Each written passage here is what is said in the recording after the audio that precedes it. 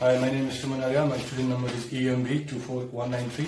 I'm here about to talk about the globalization structural framework and do an analysis on it. I'll be taking you through the introduction and the collapse of the trading border as we hear of so often in the news these days, and I'll be talking about the Gemma 3.0 world. Talking about the introduction part, we know what globalization is at this current century.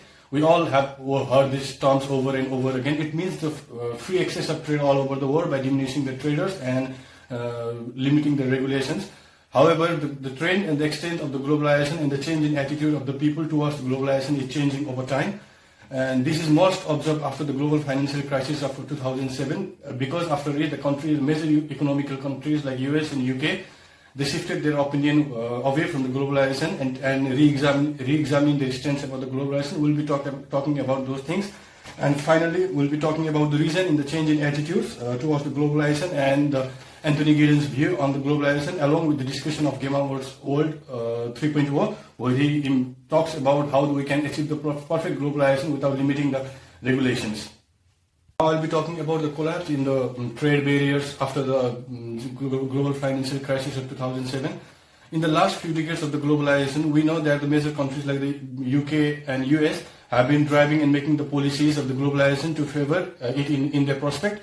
But however, if you examine the current scenario of the globalization and the exchange of the goods and materials between the countries, it is more observed that the exchanges happen more between the developing countries rather than between the developed countries, as it was in the previous decades. So this new shift in the globalization trend has urged many global powers and economic countries like US and UK to think about it. And we have seen after the post-World War, many countries, many damaged countries came together, and even with the developed countries, to make a new regulation that would diminish the barriers for trade, and every country could be able to get the economic prosperity. However, just as I mentioned, because of the change in the recent economical cycle, many countries have urged over it. Because of this, we see the new scenarios like the Brexit, where the Britain is opting out of the European Union, and the Trump campaign in 2016 America, where his major reform policy was against the immigration and against the globalization. And as a result, we have seen the many new Trans-Pacific and the Transatlantic deals is under the negotiation, and the major countries are going over the bilateral agreements rather than the global trade deals. We're talking about the Pankaj Ghemawat version of the World 3.0. In his book, World 3.0, he proposes a new world where we would achieve the globalization without experiencing any major negative implications of the globalization. He talks about the practical appraisement of the globalization and the market regulation, by which we can achieve the greater and the maximum prosperity among all the countries, and thus eliminating the poverty by making the market regulation only specific and targeted. For that, he proposed the structural framework called CASE, which is basically about the cultural, administrative, geographical, and economical value that aids to the globalization. He also provides another scorecard called AIDing, and for that he provides the 6 different values, each of the acronym of the word AIDing. And he suggests that by using the combination and synergies of the combination of these different variables, we can get the much greater expected market prosperity than we anticipate. And he also talks about why the globalization is overestimated, or why people assume that we live in a much more global world than we actually live in. He demolishes the concept of the flat world by stating that we are not actually living in the flat or borderless world, but that is a version of the semi-globalization. He analyzes the various economical data like the international telephone phone calls, and the student enrollment, universities, and long-term and short-term immigration to put forward that claim. And talking about why the people tend to under or over anticipate the level of globalization was because it's associated with the fear or desire. On the business prospect, it is the desire to get the maximum possibility of benefit by the concept of borderless barriers, and on the other factor is fear, in which the people in the local communities assume that the globalization has much more exploited the local culture and barrier.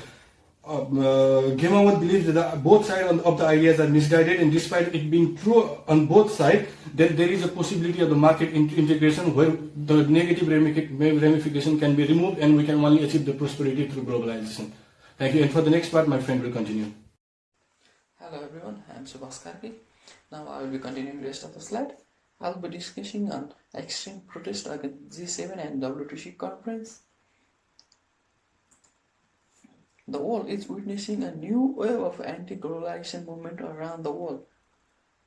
The Trump presidency, the trade war between China and US that is extending around the world. Similarly, the Brexit.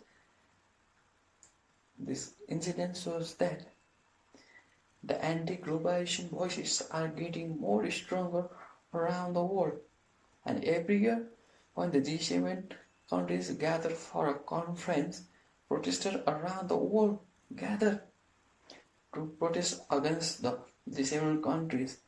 The protesters believe that the G7 countries are exploiting the labor and resources from developing nations and earning high profit. Due to globalization, the larger companies are moving their factories or manufacturing plants to developing nations. As a result, developed nations are earning higher profit at the cost of environmental degradation around the developing nation, and the most significant factor, global warming. G7 countries are one of the major contributors of global warming, but they never address the issue of global warming during the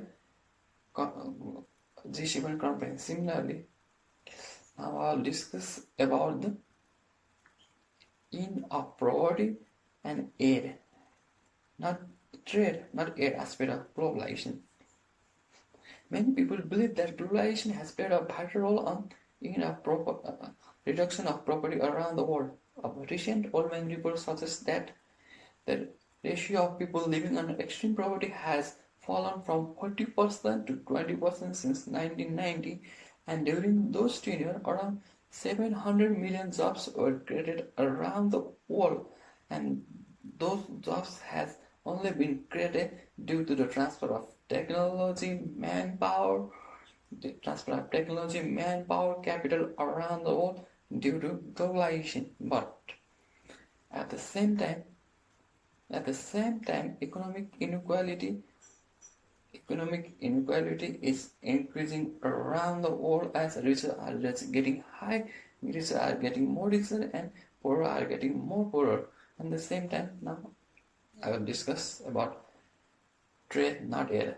Trade not aid is an approach based on an idea that the developing nation must be given more priority or freedom to trade with the developed nation so that they can develop a sustainable source of income, and they will not require any kind of aid or foreign donation for their infrastructure program.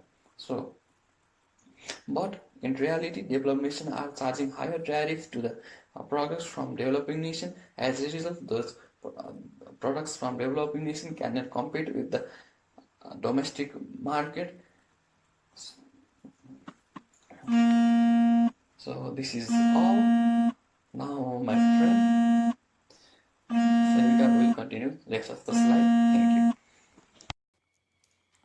Anthony Giddens defines globalization as a process of strengthening relations by linking distant localities in a way that local activities are shaped by the incident occurring miles away and vice versa. Globalization is a dynamic process. It has been changing throughout the history. Globalization has increased the trade system. The increase in trade and goods and services has raised the living standard of people. But however, globalization has its drawbacks and negative effects as well. Anthony Giddens have given 4 dimensions of globalizations, and they are world capitalist economy, nation-state system, world military order, and division of labor. The company which provides goods and services throughout the globe is usually very powerful in the world economy. The country which uses the services and goods provided by the transnational company usually is weakened by the globalization. However, However, even when the nation is weakened by the transnational company, it still has the control over the politics and the territory. It still has the control over the workforce and the military system.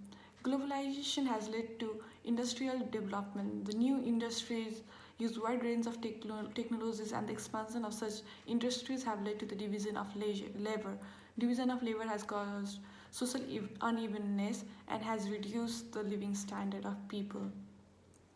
Globalization, we can see that globalization have various negative effects, and it can be strengthened by managing and governing the global economy, by the regulation of the corporate power, and by controlling the warfare and fostering transnational democracy.